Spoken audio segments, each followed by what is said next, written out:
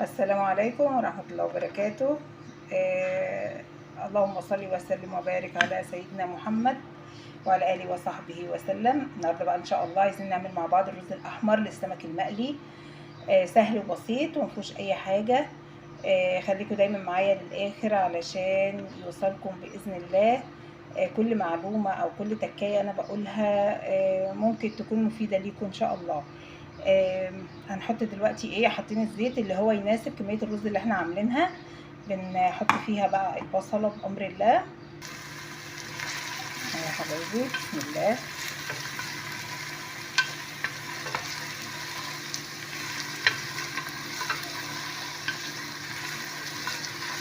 بنوطي عليها النار علشان تستوى وفي نفس الوقت تتحمر التحمير اللي احنا طبعا ايدنا فيها، اللي احنا عايزينها فيه. يعني احنا مش عايزينها لا غامقة محروقة ولا فاتحة، احنا عايزينها غامقة بس مش غامقة قوي ان هي تكون محروقة.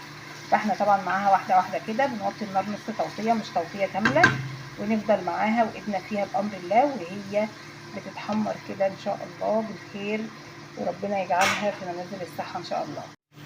طبعا شايفين البصلة بقى لونها ايه؟ لا طبعا احنا مش عايزينها كده خالص، احنا عايزينها اغمق كمان، بس ايدنا فيها علشان كلها تغمق مع بعضها، ما تبقاش واحده واحده زي ما انتم شايفين كده. تمام، لان انا اتلهيت عنها شويه، فالمفروض ان احنا ايه ايدنا فيها. طبعا احنا موطيين النار عليها علشان ما تبقاش ايه، يعني هي دوبك دلوقتي ذهبي، لكن لو انت معليه النار هتلاقيها ايه محروقه واحده واحده، بس هتبقى تلاقيها محروقه. لكن كده انت ممكن ايه تساوي الدنيا مع بعضها مادام ايديكي فيها باذن الله. تمام اهو يا حبايبي، شايفين لونه؟ هو كده مش محروق ولا حاجه، هو كده غامق. تمام، احنا بقى نلحق نحط فيه كوبايه ميه قبل ما يحمر اكتر من كده. بسم الله. تمام،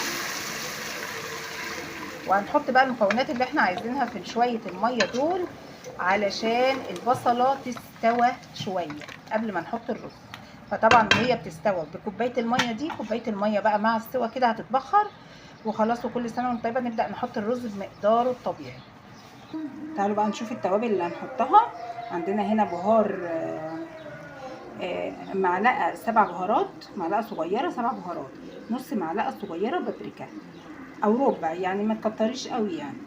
نص معلقه صغيره كزبره ناشفه، ربع معلقه صغيره قرفه، نص معلقه صغيره كمون، وحوالي 4 5 فصوص توم كده ايه مطحونين. تمام، هنحطهم بقى باذن الله في البصل. هنحط معاهم بقى ايه مكعبين كده ايه ماجي. تمام، فاين صوص.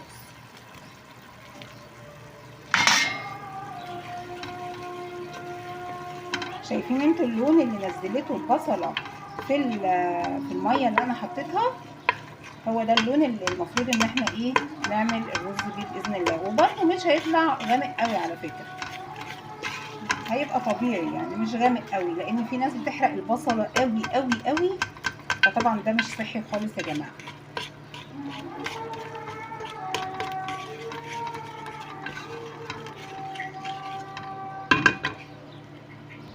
هنا بقى عايزه اقول لكم على حاجه، احنا هنحط كمان ايه. انا حطيت الاول قبل ما اقول لكم على الحاجه دي، انا حطيت طبعا معلقه صغيره بهار سمك. تمام، هنا بقى هنحط ربع بنجريه. شوفوا عامله ازاي، يعني مفيش. تمام، انا هحطها بس هشيلها قبل ما احط الرز، انا بس هسيبها تنزل لون. تمام، معلقتين ايه صلصه من اللي احنا مفرزينها، طبعا الميه دي ميه البنجر، وربع معلقه صغيره سكر. خلاص كده كده احنا عملنا كل مكونات الرز. نحطه بقى في البصله. بسم الله، كل المكونات كده تمام. قبل ما نحط الرز يا جماعه هنشيل البنجرايه اللي احنا طبعا هي مش بنجرايه كامله، هي بس ربع بنجرايه تساعد في اللون الاحمر، بس احنا مش عايزينه احمر قوي قوي، يعني مش عايزينه زي الدمعه، احنا عايزين حاجه بسيطه كده. والسكر علشان لو في اي حضحضه من الصلصه او من البصله السكر يشيلها يعمل تعادل شويه. بعد كده بقى احنا نعاير الرز اللي احنا عملناه ونحط قده ميه. نشوف احنا هنحط رز قد ايه، نحط قده ميه كل كوبايه رز عليها كوبايه ميه، وفي الاخر خالص نزود نص كوبايه للغليه علشان الرز ما يبقاش مدقق. وطبعا احنا مش هنحط الرز ولا الميه غير لما البصله دي تستوى خالص، تبقى زي الحنه، ما تبانش في الرز واحنا عاملينه، وتبقى ما شاء الله كده ايه، مفيش فيها اي ميه، بخرت الميه منها خالص عشان مقدار الميه بتاعنا يبقى مظبوط. بس كده تمام. هنسيبه بقى ايه يستوى سنه كده، وبعد كده نرجع نحط الرز. اهي يا حبايبي شايفين عامله ازاي زي الحنه، ما شاء الله لا قوه الا بالله. بصوا عامله ازاي ما شاء الله، ما عادش فيها الا الزيت بس اهو. نبدا بقى ان احنا نحط ايه مقدار الرز ميه. تمام، قد الكوبايه اللي عايرتي بيها الرز هتعايري بيها باذن الله الميه. بسم الله الرحمن الرحيم.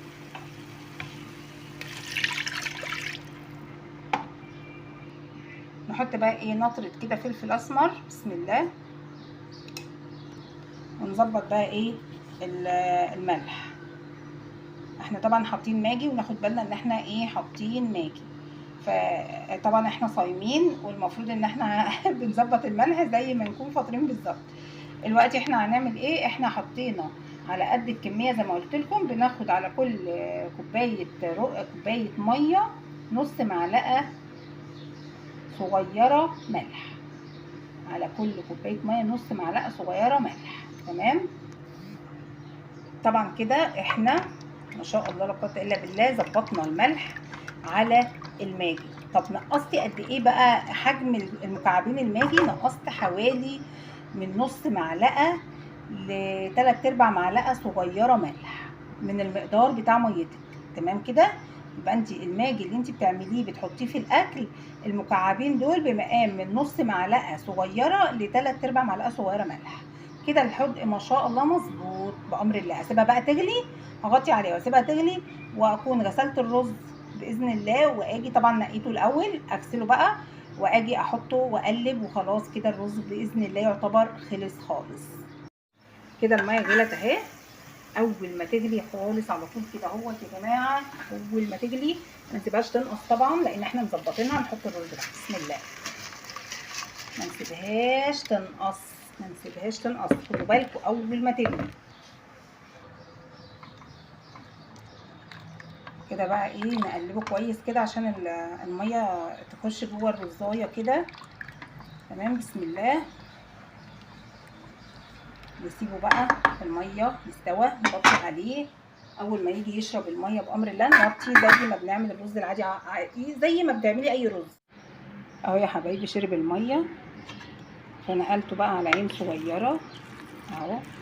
طبعا عايز يتردد بقى، فبسيبه بقى على النار هاديه عليه عشان يتردد ويبقى باذن الله زي الفل. نعمل بقى مع بعض السمك عشان نقليه. دلوقتي انا اصلا كان في الفريزر وعامله له بقى طبعا التومه اهو، نضفته وغسلته وخليته زي الفل، ونقعته بشويه طحينه وليمون وملح، وممكن حبه دقيق لو عوزتي. انا بقى محيقاه بالثوم الاخضر اللي احنا عاملينه ومفرزينه مع بعض باذن الله، والتوابل كزبره كمون ليمون وضربت وشويه بقدونس، وضربت كل الخلطه مع بعضها وحيقت بيها السمك زي ما انتم شايفين، وقطعته لانه كان كبير ما شاء الله، فانا قطعته كده اجزاء جزل، وهنبدا ان احنا نقليه ان شاء الله. معانا الليمون ده علشان واحنا مطلعينه من الطاسه بعد ما يتقلى بعصر عليه ليمون. هنا بقى عندنا الدقيق، عندنا معلقتين كبار زي دي كده دقيق، عليهم معلقه نشا، هنقلبهم على بعض علشان نحط فيهم السمك ان شاء الله. ليه بقى انا حاطه نشا يا جماعه؟ علشان النشا ما شاء الله يقرمش كده السمكه ويخليها حلوه، متبقاش طريه بس، لا تبقى مقرمشه كمان. ممكن تحطي بدل النشا دي ذره، بس انا حبيت اعمله المره دي بالنشا. دي الذره برده بيخليه مقرمش وحلو قوي.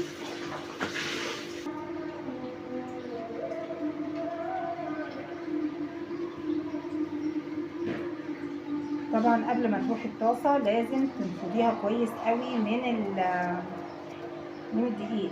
تمام، يا دوبك تاخد الكفر الخارجي بس عليها، مبقاش عليها دقيق دقيق يعجن عليها كده، لا لازم يبقى معلهاش دقيق معجن عليها، يا دوبك بس الكفر بس عليها كده تمام. نعمل بقى ايه، نروح على الطاسه اهو يا حبايبي. ما شاء الله تحسوا ان هو ايه، مقرمش خالص ما شاء الله. طبعا نقصت الديلين دول كده علشان برضو ايه احمرهم من الجنب.